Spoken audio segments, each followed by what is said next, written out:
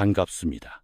교수는 다 안다. 여러분의 지적 호기심을 채워줄 시간입니다. 자, 여러분, 바다 위를 항해하는 거대한 선박들을 떠올려 보십시오. 수많은 화물을 싣고 대양을 건너는 배들 중에서 가장 위험한 화물을 싣고 가는 배는 무엇일까요? 아마 대부분은 시커먼 원유를 가득 실은 유조선이나 폭발 위험이 있는 가스 운반선, 혹은 독성 화학물질을 나르는 케미컬 탱크를 떠올리실 겁니다. 당연한 생각입니다. 불이 붙으면 폭발하고 유출되면 바다를 오염시키니까요. 하지만 오늘 우리는 그 상식을 완전히 뒤집어 보려 합니다. 인류의 식량, 우리 식탁에 매일 올라오는 밥과 빵의 재료, 바로 곡물입니다. 놀랍게도 해양사고의 역사에서 가장 기이하고 또 가장 치명적인 침몰 사고의 원인 중 하나는 바로 이 얌전해 보이는 곡물이었습니다. 쌀, 밀, 옥수수 같은 알갱이들이 어떻게 수만 톤급의 거대한 강철 선박을 순식간에 바다 밑으로 끌고 들어갈 수 있을까요? 오늘은 고체도 아니고 액체도 아닌 곡물의 이중적인 성질과 그 속에 숨겨진 물리학, 그리고 선원들의 목숨을 지키기 위해 탄생한 국제 규정에 대해 아주 깊이 있게 파헤쳐 보겠습니다. 먼저 곡물의 물리적 특성부터 정의하고 넘어가야 합니다. 여러분, 집에 있는 쌀통을 한번 생각해 보십시오. 쌀을 컵에 담을 때를 떠올려 볼까요? 쌀알들은 컵의 모양에 맞춰서 아주 부드럽게 흘러내립니다. 마치 물처럼 말이죠. 유체 역학적인 성질을 가지고 있습니다. 그런데 컵에 담긴 쌀을 손가락으로 꾹 누르면 어떻게 됩니까?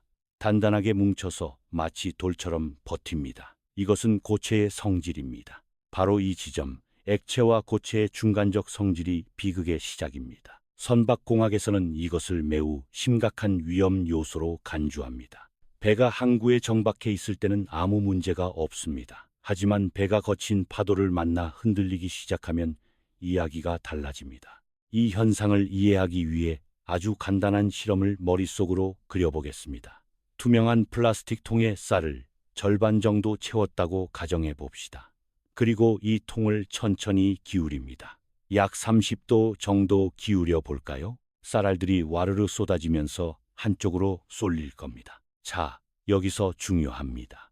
기울였던 통을 다시 수평으로 똑바로 세워 보십시오. 어떻게 됩니까? 한쪽으로 쏠려버린 쌀들이 다시 원래대로 평평하게 돌아옵니까? 아니죠. 쏠린 그 상태 그대로 경사면을 유지한 채 멈춰 있을 겁니다. 물이었다면 통을 바로 세우는 순간 수면도 즉시 수평을 찾았을 겁니다. 하지만 곡물은 마찰력 때문에 서로 맞물려 그 자리에 고착되어 버립니다. 이것이 바로 곡물의 유동성과 고착성이 공존하는 무서운 순간입니다. 여기서 우리는 안식각이라는 전문 용어를 반드시 이해해야 합니다. 안식각이란 모래나 곡물 같은 입자들을 쌓았을 때 무너지지 않고 스스로 형태를 유지할 수 있는 최대 경사 각도를 말합니다. 피라미드나 모래성을 쌓을 때 어느 각도 이상 가파르게 쌓으면 무너져 내리는 것을 보셨을 겁니다. 그 무너지기 직전의 한계 각도가 바로 안식각입니다. 바다 위에서 배가 파도를 맞아 한쪽으로 크게 기울었다고 상상해 봅시다. 선창에 실린 곡물들은 배의 기울기가 자신들의 안식각을 넘어서는 순간 와르르 무너져 내리며 배가 기울어진 쪽으로 쏠리게 됩니다. 이를 화물 이동이라고 합니다. 문제는 그 다음입니다. 파도가 지나가고 배가 다시 반대쪽으로 일어나려고 할 때, 즉 복원하려고 할 때, 아까 쏠려버린 곡물들은 제자리로 돌아오지 않습니다. 안식각의 원리에 의해 그 쏠린 위치에서 서로 꽉 맞물려 고정되어 버리는 것이죠. 배의 무게중심이 영구적으로 한쪽으로 이동해 버린 겁니다. 무게중심이 이동했다는 것은 배가 똑바로 서 있을 수 있는 능력을 상실했다는 뜻입니다. 이것이 왜 치명적일까요? 배는 기본적으로 복원력이라는 힘으로 버팁니다. 오뚜기를 생각하시면 됩니다. 밀어도 다시 일어나는 힘이죠. 하지만 곡물이 한쪽으로 쏠려 무게중심을 무너뜨리면 배는 마치 한쪽 다리가 부러진 의자처럼 기울어진 상태로 항해하게 됩니다. 그러다 또 다른 큰 파도가 오면 이미 기울어진 상태에서 더 기울어지게 되고 결국 배는 뒤집힙니다. 전복되는 것이죠. 이 모든 과정이 불과 몇 분 안에 일어날 수 있습니다. 이 위험성을 수치로 관리하기 위해 선박공학자들은 GM값이라는 지표를 사용합니다. 조금 어려울 수 있지만 아주 중요한 개념이니 집중해 주십시오. GM값은 선박의 무게 중심과 메타센터 사이의 거리를 말합니다. 복잡한 정의는 잠시 접어두고 이것만 기억하십시오. GM값이 클수록 배는 오뚜기처럼 빨리 일어서고 GM값이 작을수록 배는 비틀거린다. 일반적인 화물선, 예를 들어 컨테이너선이나 잡화선의 경우 국제 규정상 요구되는 최소 GM값은 보통 0, 15m입니다. 이 정도만 확보되면 배가 안전하다고 판단합니다. 하지만 곡물을 실은 배는 어떨까요? 곡물 운반선은 이 기준이 훨씬 엄격합니다. 곡물선에 요구되는 최소 GM값은 0, 30m입니다. 일반 화물선의 정확히 2배입니다. 왜 2배나 높은 복원력을 요구할까요? 바로 앞서 말씀드린 곡물의 이동 가능성 때문입니다. 언제든 화물이 쏠려서 배를 넘어뜨릴 수 있다는 최악의 상황을 가정하고 그에 대비해 훨씬 더 강력한 복원력을 미리 확보해 두라는 뜻입니다. 이것은 선택이 아니라 생존을 위한 필수 조건입니다. 이러한 엄격한 규정들이 이전부터 있었던 것은 아닙니다. 인류의 안전 규정은 언제나 피로 쓰여진다는 말이 있죠. 곡물 운송 규정 역시 마찬가지입니다. 시계를 1967년으로 돌려보겠습니다. 1967년은 해운 역사상 매우 비극적인 해로 기록되어 있습니다. 당시 대서양과 태평양을 오가던 대형 곡물 운반선들이 연쇄적으로 실종되는 사건이 발생했습니다. 구조 신호를 보낼 틈도 없이 거대한 배들이 감쪽같이 사라진 겁니다. 조사관들은 당혹스러웠습니다. 폭발 흔적도 없고 충돌 흔적도 없었습니다. 원인을 분석한 결과 범인은 바로 선창에 가득 실린 곡물이었습니다. 당시에는 곡물의 유동성에 대한 이해가 부족했습니다. 그저 꽉 채우면 된다고 생각했죠. 하지만 항해 중 거친 파도에 배가 흔들리자 곡물이 한쪽으로 쏠렸고 배는 복원력을 잃고 순식간에 전복되어 침몰한 것입니다. 이 사고들로 수많은 선원들이 차가운 바다에서 목숨을 잃었습니다. 이 비극적인 희생을 계기로 국제해사기구는 칼을 빼들었습니다. 곡물 운송에 대한 전면적인 재검토가 이루어졌고 그 결과 탄생한 것이 바로 IMO 국제곡물 규정입니다. 이 규정은 곡물 운반선이 반드시 지켜야 할 바이블과도 같습니다. 이 규정의 핵심은 가정에 있습니다. IMO는 타협하지 않습니다. 그들은 이렇게 말합니다. 당신이 아무리 곡물을 단단히 채웠다고 해도 우리는 곡물이 반드시 이동한다고 가정하겠다. 구체적으로 IMO 규정은 곡물의 안식각을 20도로 가정합니다. 실제 곡물의 안식각은 종류에 따라 30도나 35도가 될 수도 있습니다. 하지만 IMO는 안전을 위해 훨씬 더 보수적인 수치인 20도를 기준으로 삼습니다. 안식각이 낮다는 것은 그만큼 더 잘 흘러내리고 더 잘 무너진다는 뜻입니다. 즉, 곡물은 생각보다 훨씬 더 쉽게 쏠릴 수 있다는 최악의 상황을 전제로 선박의 안전성을 계산하라는 것입니다. 또한 이 규정에는 12도의 경계선이라는 중요한 기준이 등장합니다. 곡물이 쏠려서 배가 기울어지더라도 그 기울기는 절대 12도를 넘어서는 안 된다는 것입니다. 12도, 생각보다 작은 각도 같죠. 하지만 수만 톤급 선박이 12도 기울어진다는 것은 갑판 위에서 사람이 서 있기 힘들 정도의 공포스러운 상황입니다. 이 12도는 배가 전복되지 않고 버틸 수 있는 마지노선, 생명선과도 같습니다. 이 모든 계산과 안전성 검토를 통과해야만 선박은 다큐먼트 오브 오소라이제이션, 즉 선적 허가 증서를 발급받을 수 있습니다. 이 문서 없이는 곡물을 싣고 항구를 떠날 수 없습니다. 이것은 단순한 서류가 아닙니다. 이 배는 곡물이 쏠려도 뒤집히지 않는다는 것을 수학적으로 증명한 보증서입니다. 그렇다면 선박공학자들은 이 까다로운 규정을 만족시키기 위해 배를 어떻게 설계할까요? 단순히 튼튼하게 만드는 것만으로는 부족합니다. 구조적인 해결책이 필요합니다. 가장 대표적인 설계가 바로 선창 상단의 사선 처리입니다. 전문 용어로는 톱사이드 탱크라고 부르는데 선창의 윗부분 모서리를 직각이 아닌 경사면으로 깎아 만드는 것입니다. 이렇게 하면 곡물을 가득 채웠을 때 곡물이 쏠릴 수 있는 빈 공간 자체가 줄어듭니다. 곡물이 움직이고 싶어도 움직일 공간이 없게 만드는 것이죠. 또 다른 방법은 중앙 격벽 설치입니다. 선창 한가운데에 벽을 세우는 겁니다. 아주 단순한 원리입니다. 쌀통 안에 칸막이를 지른다고 생각해 보세요. 쌀이 쏠리더라도 칸막이에 막혀서 반대편 끝까지 이동하지 못합니다. 무게 중심의 이동폭을 물리적으로 제한하여 배가 크게 기울어지는 것을 막는 아주 효과적인 방법입니다. 하지만 이런 구조적 장치에도 불구하고 항해 중에는 우리가 통제할 수 없는 또 다른 변수가 발생합니다.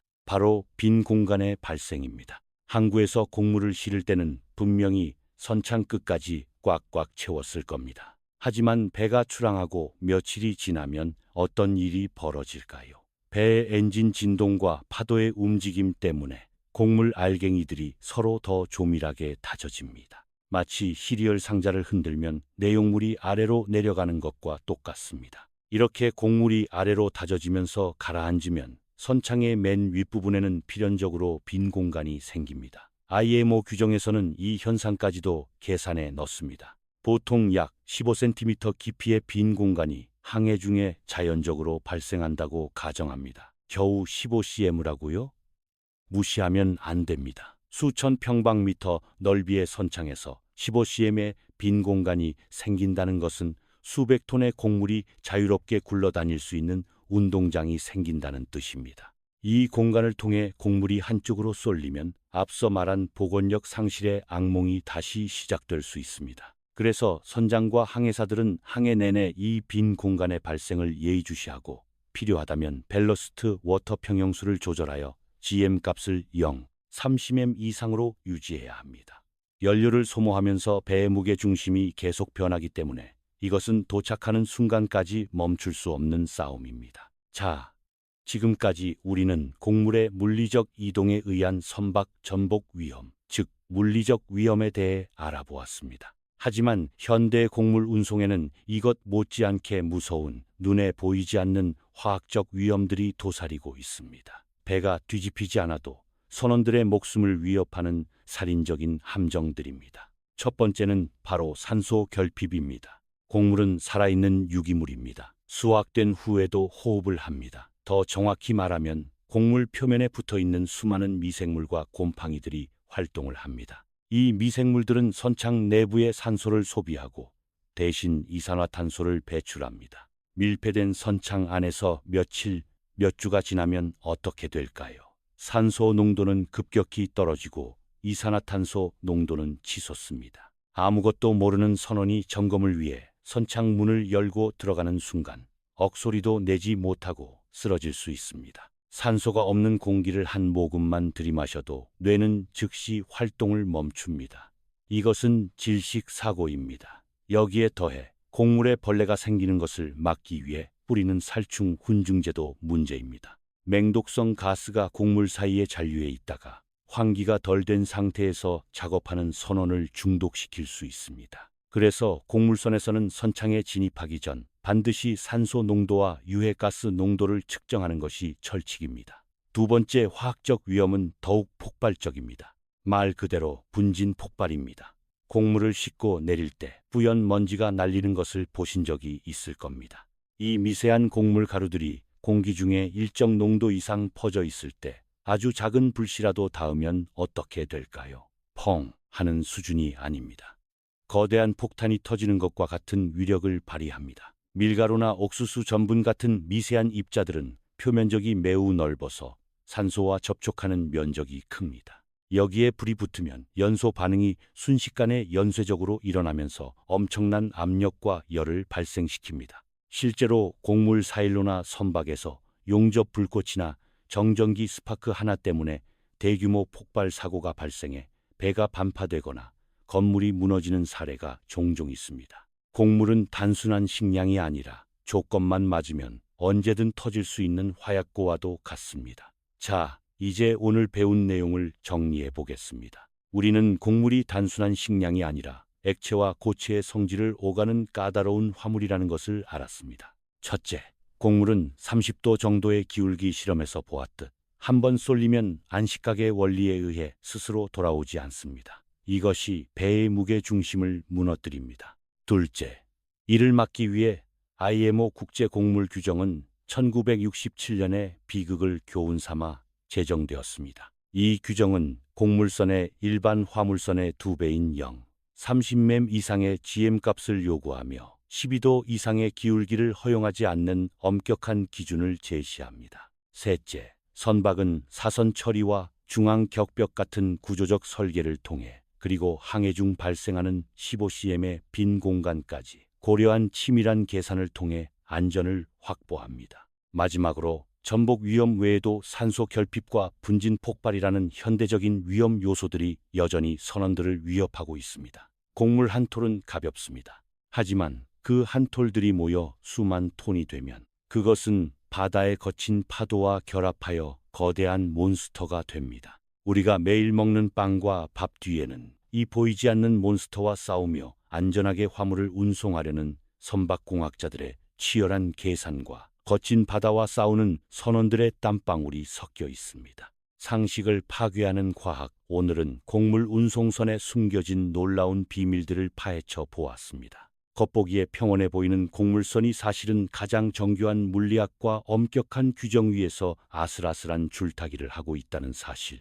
이제는 아시겠죠? 다음 시간에도 여러분이 미처 몰랐던 세상의 모든 숨겨진 과학적 원리들을 찾아내어 명쾌하게 설명해 드리겠습니다. 교수는 다 안다. 오늘은 여기까지입니다. 감사합니다.